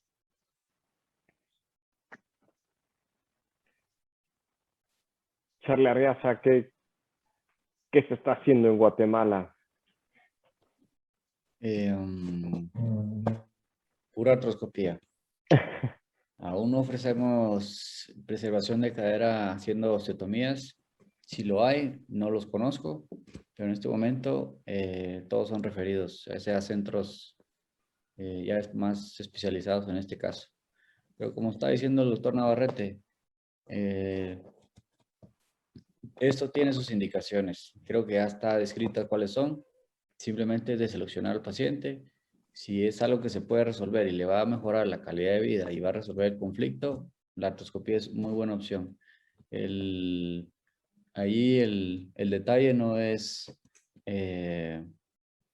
bueno, descuidarse, ¿verdad? Tratar de hacer algo que al final pues solo pueda terminar en una tragedia, que al final sería crear una inestabilidad grande, ¿no? Entonces. Claro, es que ante una inestabilidad grande, ¿qué queda? O sea, se acabaron las opciones de preservación y brincamos a la reconstrucción, creo, ¿no? Alex, ¿tú qué opinas de esto? Vienes justo regresando de un fellow donde el punto central era casi la preservación de cadera. ¿Qué se está haciendo por allá? Platícanos cómo está manejando, si están haciendo cirugías híbridas o no. Bueno, en el centro donde me entrené no se realizan cirugías híbridas. Lo que sí es que se seleccionan muy bien los pacientes, ya sea candidatos para artroscopía o candidatos para osteotomías perisetabulares. En este caso, sí se ha visto que cierto porcentaje de pacientes mejoran grandemente realizando solamente la osteotomía pericetabular. Incluso aquellos que tienen algún tipo de lesión del labrum, porque vaya, muchos pacientes tienen, incluso nosotros podemos tener una lesión en el labrum y no tener sintomatología. Entonces, muchos pacientes corrigiendo la causa o la inestabilidad mejoran muchísimo la sintomatología. Entonces, ahí sí coincido un poquitín con el doctor Aguirre en tal vez no ofrecer cirugías de más. Sin embargo, si estamos en la posibilidad y tenemos el entrenamiento para hacer en un tiempo quirúrgico, minimizando riesgos y minimizando el tiempo quirúrgico, y si es necesario, obviamente poder corregir el problema, o sea, los dos problemas. Yo sería un poquito más, digamos, limitado en cuanto a ofrecer las dos al mismo tiempo. más que nada observar si corrigiendo la causa del problema se mejora la sintomatología, yo creo que podríamos darle la oportunidad al paciente de ahorrarle un evento quirúrgico.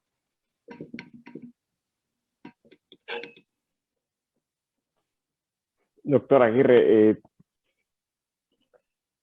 ¿o algún comentario de lo que acabamos de... No, estoy totalmente de acuerdo con los comentarios vertidos. Es un punto de controversia y esta es pues lo interesante, ¿no?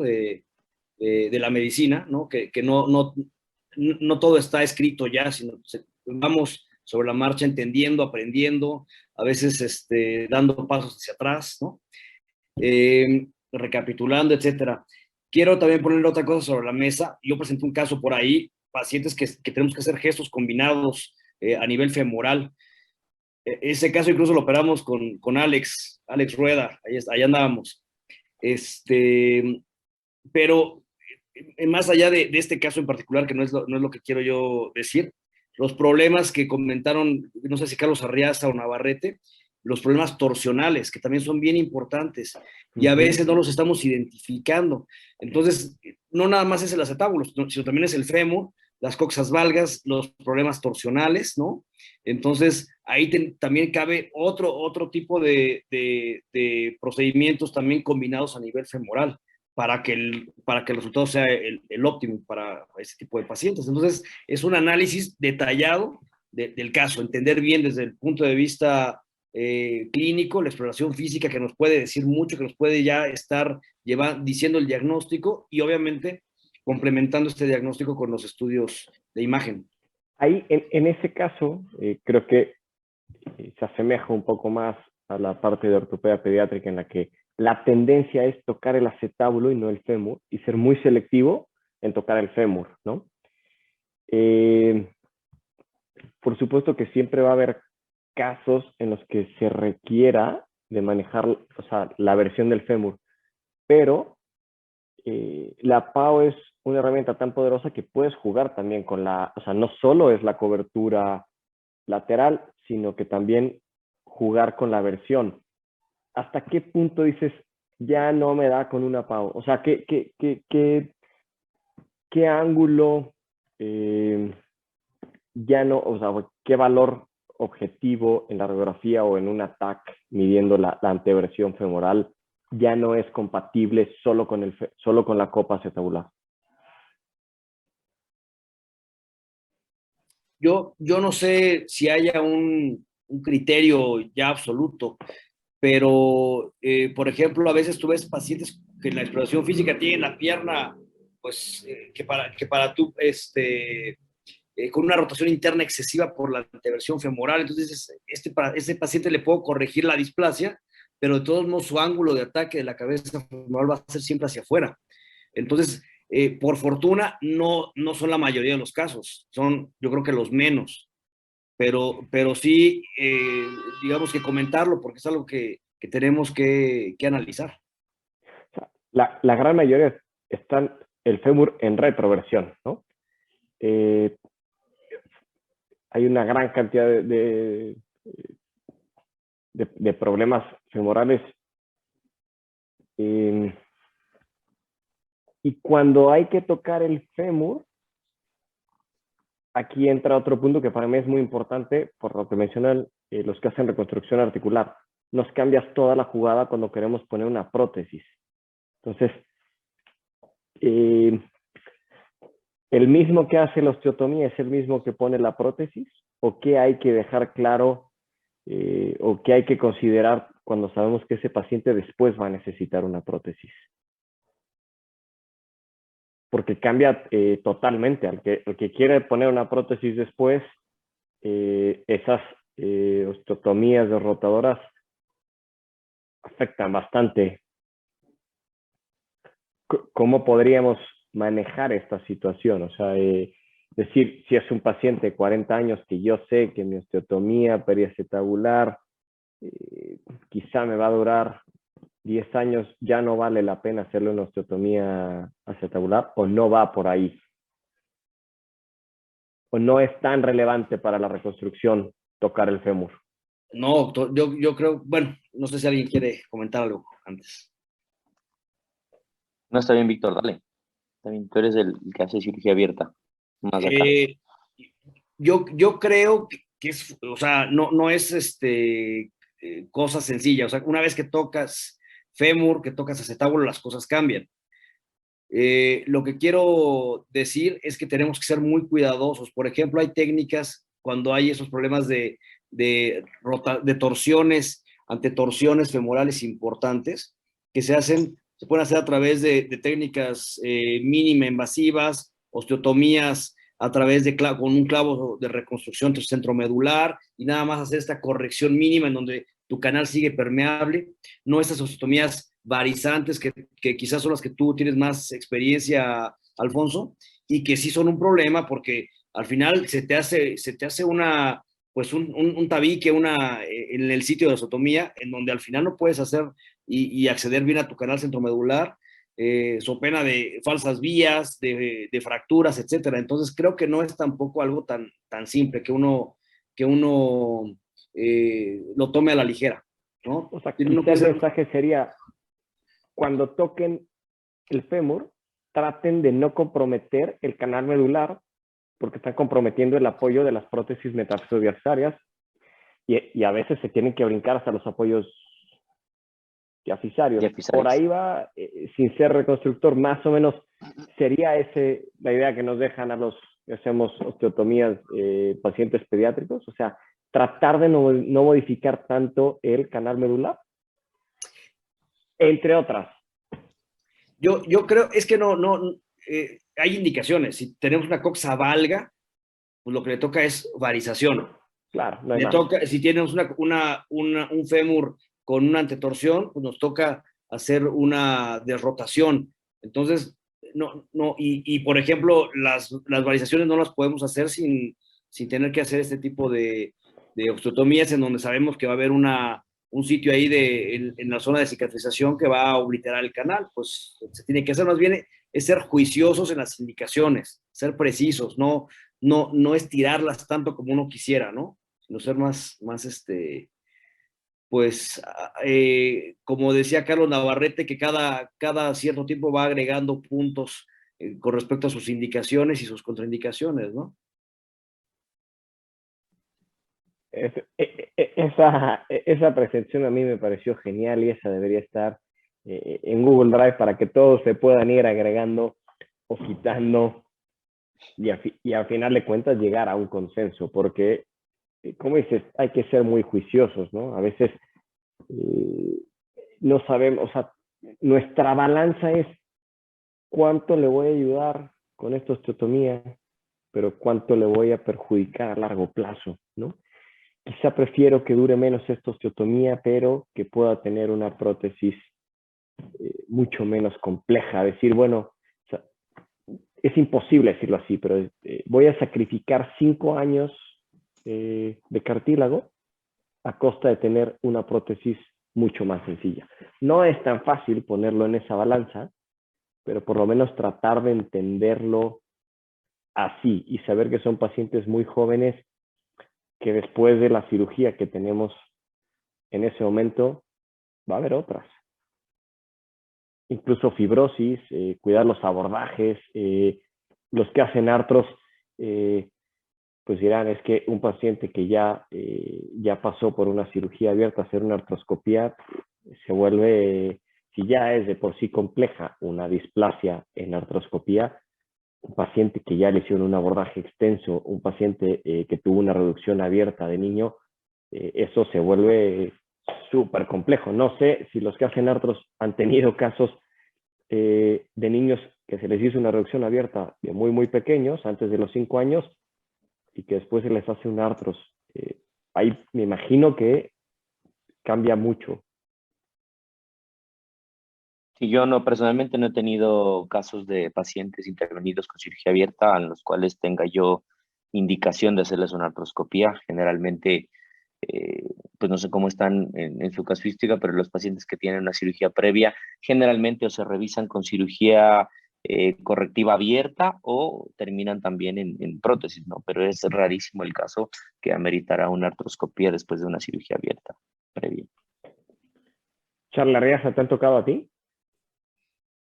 No, pacientes, bueno, que han sido operados por lo menos en su etapa pediátrica, para nada, puras displasias adultas que fueron diagnosticadas ya con dolor.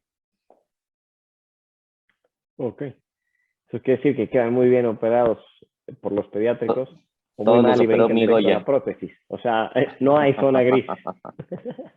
O quedan muy bien o brincan directo a la prótesis. Pues bien, Sí, creo bueno, que también las osteotomías en edad pediátrica, yo sí he visto casos que tienen, pues muchos casos que tienen sobrecobertura, ¿no? O sea, que se pasaron la indicación y que los dejaron con sobrecobertura.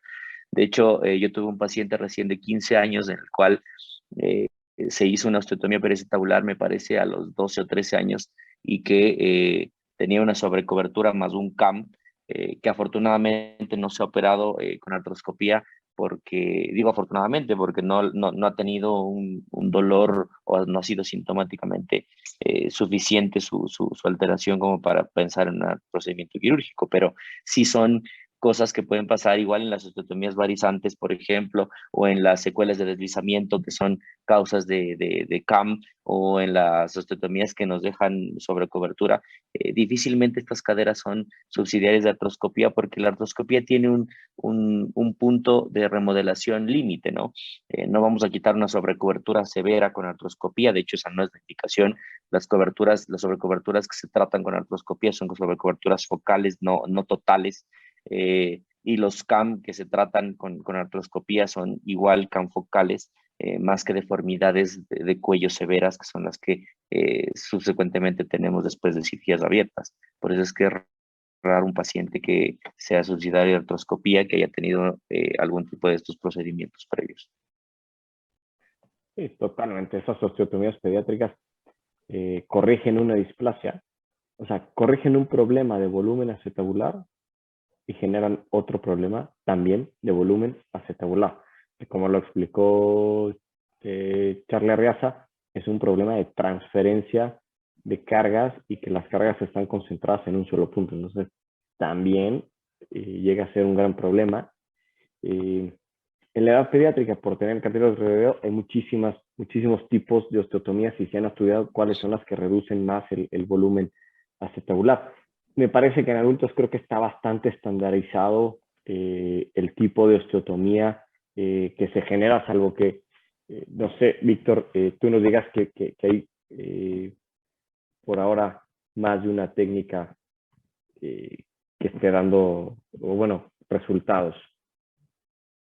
No, yo creo que es la PAO, con sus Sí. variantes. Hay gente que hace 4 cortes. Yo aprendí a hacerla con 5 cortes.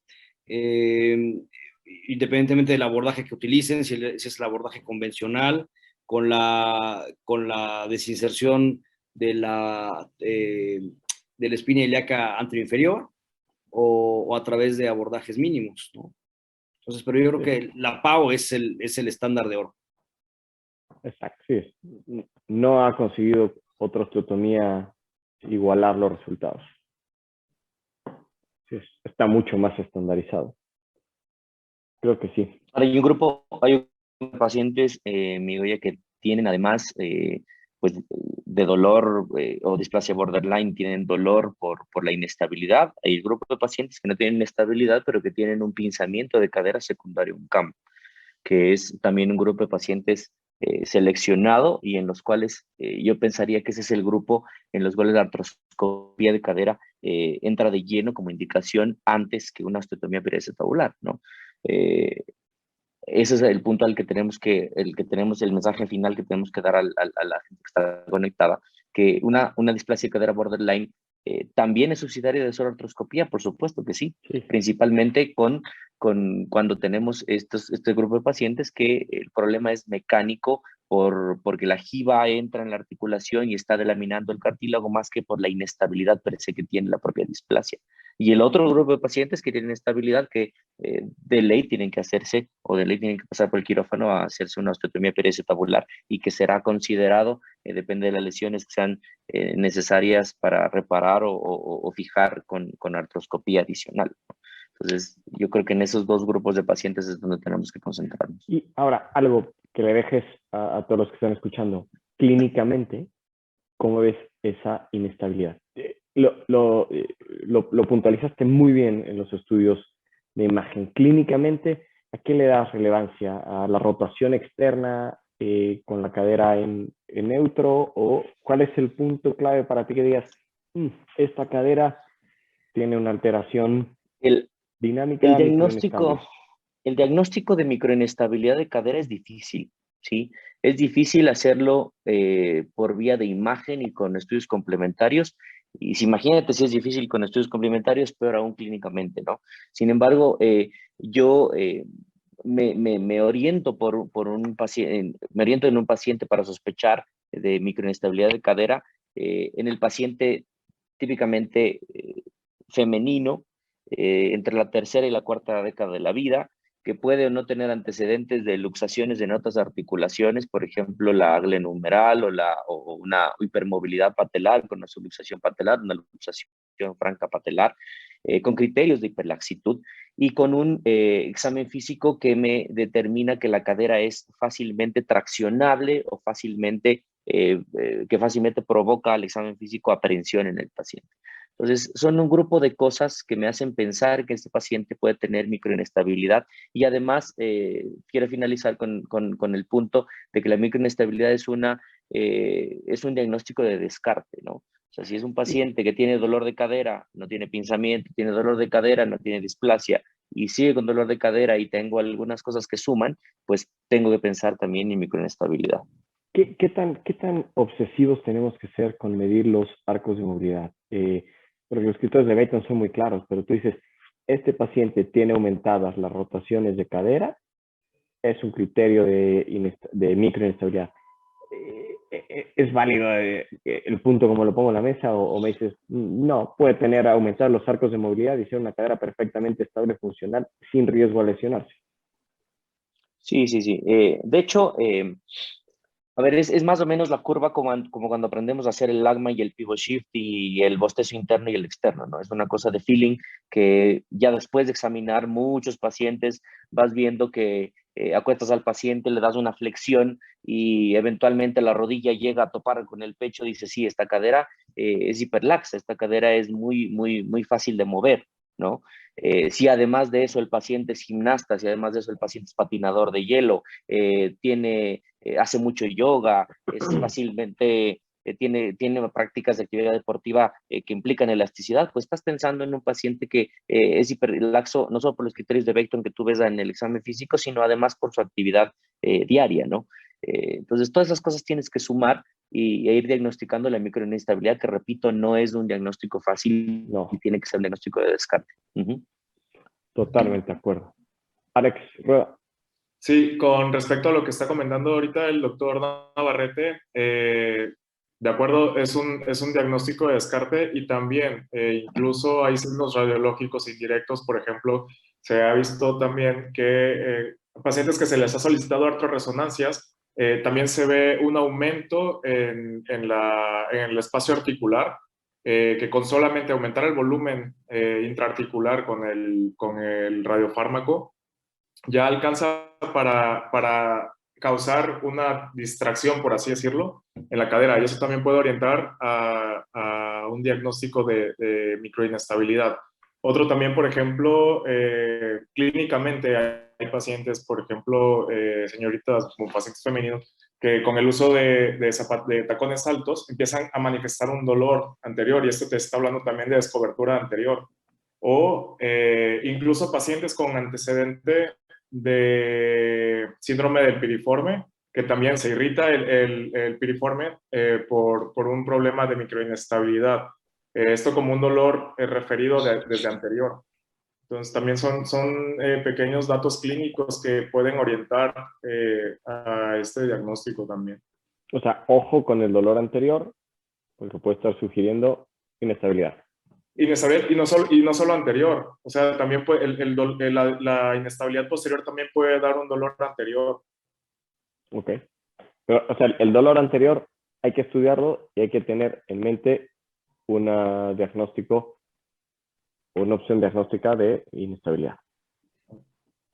Perfecto. Bien, creo que podríamos estar aquí platicando toda la noche, aunque sea viernes, pero bueno, por cuestiones de tiempo, creo que vamos a tener que concluir, salvo que alguien tenga algún comentario muy puntual. Estoy seguro que ya nos encontraremos en cualquier otro foro para seguir discutiendo y ojalá más gente se sume a este tema que es tan interesante y que va a dar mucho en los próximos años. No sé si existe algún comentario o pregunta por parte de los ponentes. Si no hay más, no me queda más que darles. Para mí ha sido Sí. un gusto compartir con todos ustedes, que gusto saludarlos a todos. Me encanta que sigan metidos en el tema y que sigan tan académicos como siempre. Un gusto saludarlos desde acá, desde Ecuador. Siempre con los brazos abiertos para esperarlos cuando gusten. Muchísimas gracias. Pues qué alegría, gracias, de verdad gracias a todos por compartir su entusiasmo, su tiempo y sobre todo compartir su experiencia. El capítulo de residentes les agradece, igual que el Colegio Mexicano de Ortopedia. Que tengan un excelente viernes, disfruten el fin de semana y esperemos que le puedan mandar los casos que ya todos tienen en mente a los doctores que presentaron hoy, que estoy seguro que les pueden ayudar. Muchísimas gracias a los ponentes y a todos los que nos estuvieron escuchando. Un fuerte abrazo. Gracias. Gracias a todos. Saludos.